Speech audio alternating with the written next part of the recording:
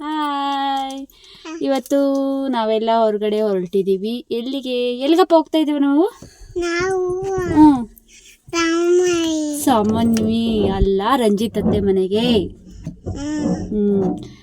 ನಮ್ಮ ನಾದಿನಿ ಮನೆಗೆ ನಾವು ದೇವಸ್ಥಾನಕ್ಕೆ ಹೋಗ್ತಾ ಇದ್ದೀವಿ. ಅಲ್ಲಿ ಪೂರ್ಣಮಿ ಕಟ್ಲೆ ಇದೆ, ಹಾಗಾಗಿ ಅಲ್ಲಿಗೆ ಎಲ್ಲರೂ ಹೊರಟಿದ್ದೀವಿ. ಮನೆಯವರೆಲ್ಲರೂ ಹೊರಟಿದ್ದೀವಿ. ನಮ್ಮ ಮನೆಯವರ ತಂಗಿ ಮನೆ, ಚಿಕ್ಕಮ್ಮನ ಮಗಳು, ಅಲ್ಲಿಗೆ ಹೊರಟಿದ್ದೀವಿ. ಅಲ್ಲಿ ಆಂಜನೇಯ ಸ್ವಾಮಿಗೆ ಪೌರ್ಣಮಿ ಕಟ್ಲೆನ ಮಾಡ್ತಿದ್ದಾರೆ ಫ್ರೆಂಡ್ಸ್.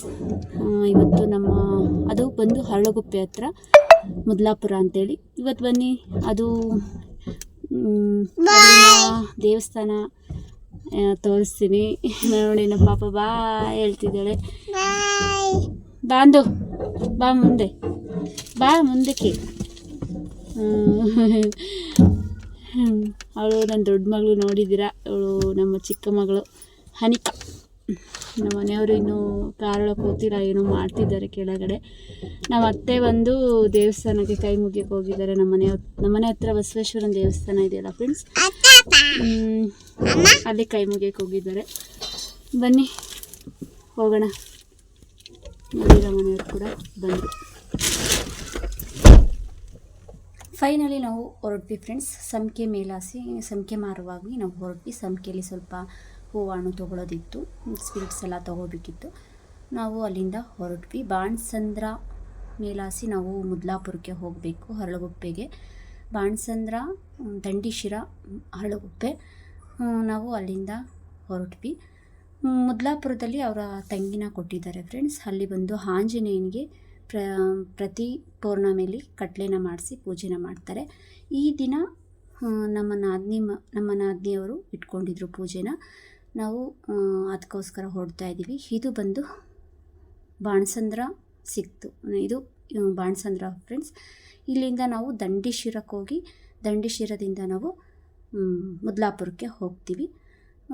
ಇಲ್ಲಿ ಅಂತಂದರೆ ತಂಗಿ ಅಂತಂದರೆ ಅವರ ಚಿಕ್ಕಮ್ಮನ ಮಗಳು. ನಾವು ಇದು ಬಂದು ನೋಡಿ ಫ್ರೆಂಡ್ಸ್, ಬಾಣಸಂದ್ರ ನೋಡಿ, ಇದು ಬಾಣಸಂದ್ರದಿಂದ ಹರಳುಗುಪ್ಪೆ ಮಾರ್ಗವಾಗಿ ನಾವು ಹೋಗ್ತಿದ್ದೀವಿ. ನಮ್ಮ ಮನೆಯವರು ಎಲ್ಲರೂ ಹೋಗ್ತಾಯಿದ್ದೀವಿ. ಇದೇ ಫಸ್ಟು ನಾವು ಎಲ್ಲ ಫುಲ್ ಫ್ಯಾಮಿಲಿ ನಾವು ಹೊರಗಡೆ ಹೋಗ್ತಾ ಇರೋದು. ಯಾಕೆ ಅಂದರೆ ನಾವು ತೋಟದಲ್ಲಿ ಇರೋದ್ರಿಂದ ಫ್ರೆಂಡ್ಸ್, ಯಾರಾದರೂ ಒಬ್ಬರು ಮನೆಗಿದ್ದೇ ಇರಬೇಕು. ಆದರೆ ಇವತ್ತು ನಾವು ಎಲ್ಲರೂ ಹೋಗ್ತಾಯಿದ್ದೀವಿ. ಇದೇ ನೋಡಿ ಆಂಜನೇಯ ಸ್ವಾಮಿ. ಇದು ಬಂದು ಬಂಡೆಯಲ್ಲಿ ಒಡಮೂಡಿದೆ. ಇದ್ರ ಹಿಂದೆ ಬಂಡೆ ಇದೆ ಫ್ರೆಂಡ್ಸ್. ಅದರಿಂದ ಸ್ವಲ್ಪ ಜಾಗ ಇದೆ, ಒಬ್ರು ಹೋಗೋವಷ್ಟು ಅಷ್ಟೇ ನೋಡಿ. ಫೈನಲಿ ಅದು ನಾನು ಫೋಟೋ ತೋರಿಸಿದ್ದೆ ನೋಡಿ. ನಾವು ಅಲ್ಲಿಗೆ ಬಂದ್ವಿ ನೋಡಿ. ನಾವು ಇಲ್ಲಿಗೆ ಬಂದ್ವಿ. ಇದು ಬಂದು ಹರಳುಗುಪ್ಪೆಯ ಮಧ್ಯೆ. ಇದು ತುಂಬ ಊರಿಗೆ ಅಂದರೆ ತುಂಬ ಊರುಗಳು ಈ ದೇವ್ರಿಗೆ ನೆರ್ಕೊತಾರೆ, ಪೂಜೆನ ಮಾಡ್ತಾರೆ. ಮುದ್ಲಾಪುರ ಅಂತ ಒಂದೇ ಅಲ್ಲ, ಹರಳುಗುಪ್ಪೆ, ಮುದ್ಲಾಪುರ, ಅಲ್ಲಿ ಕೋಲ್ಘಟ್ಟ, ಮಸ್ತು ಊರಿದ್ದಾವೆ. ಕೋಡಿಹಳ್ಳಿ ಅಂತಲೂ. ನನಗೆ ಅಷ್ಟೊಂದು ಆ ರೂಟಿನ ಇದು ಗೊತ್ತಿಲ್ಲ ಫ್ರೆಂಡ್ಸ್. ನೋಡಿ ನಾವು ಫೈನಲಿ ಅಲ್ಲಿಗೆ ಬಂದ್ವಿ. ನಾನು ಫಸ್ಟೇ ತೋರಿಸಿದ್ದೆ ನಾನು ಕ್ಲಿಪ್ಪು ನಿಮಗೆ ಆಂಜನೇಯಂದು. ಇಲ್ಲಿನ ವಾತಾವರಣ ತುಂಬ ಕೂಲಾಗಿದೆ ಫ್ರೆಂಡ್ಸ್. ನಮ್ಮ ಮಕ್ಕಳಂತೂ ತುಂಬ ಖುಷಿಯಿಂದ ನೋಡಿ. ಅವನು ಬಂದು ನನ್ನ ಮೈದನ ಮಗ, ನಮ್ಮ ಮನೆಯವರ ಚಿಕ್ಕಮ್ಮನ ಮಗ, ಅವರ ಮಗ, ಅವನು ಮೊಮ್ಮಗ ನೋಡಿ. ಇಲ್ಲಿ ಬಂದು ಗರುಡ ಸ್ವಾಮಿ ಅನಿಸುತ್ತೆ ಮೋಸ್ಟ್ಲಿ, ನನಗೆ ಅಷ್ಟು ಪರ್ಫೆಕ್ಟಾಗಿ ಅದು ದೇವರು ಗೊತ್ತಾಗಲಿಲ್ಲ.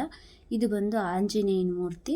ಅದೇ ಪಕ್ಕದಲ್ಲಿ ನಮಗೆ ಬಸವಣ್ಣನ ವಿಗ್ರಹ ಕೂಡ ಅಲ್ಲಿ ಪ್ರತಿಷ್ಠಾಪನೆ ಮಾಡಿದ್ದಾರೆ. ಅದರ ಆಂಜನೇಯಿಂದ ದೊಡ್ಡ ಆಂಜನೇಯ ಏನಿತ್ತು ತೋರಿಸಿದ್ನಲ್ಲ, ಅದರ ಆಪೋಸಿಟ್ ಎದುರಿಗೇನೆ ಅಲ್ಲಿ ಮಾಡಿದ್ದಾರೆ ನೋಡಿ. ಇದರ ಆಪೋಸಿಟ್ಟೇ ಇದೆ.